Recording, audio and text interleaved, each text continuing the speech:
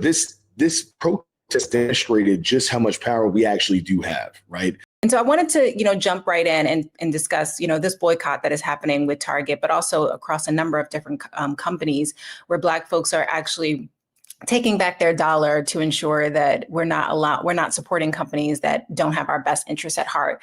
What do you think about this current movement, the longevity of it, the economic implications of it? Is this about economic protest or also about like cultural control? But, the Target boycott, which is now, as you all said earlier, the most successful boycott by the Black community in over 50 years. Many said that it was going to be pointless to do.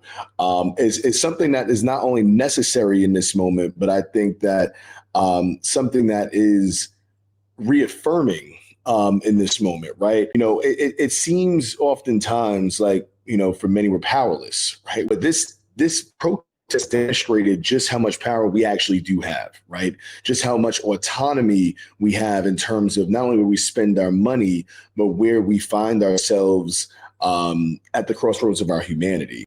These boycotts allow us to see you aren't as reliant on them as you think.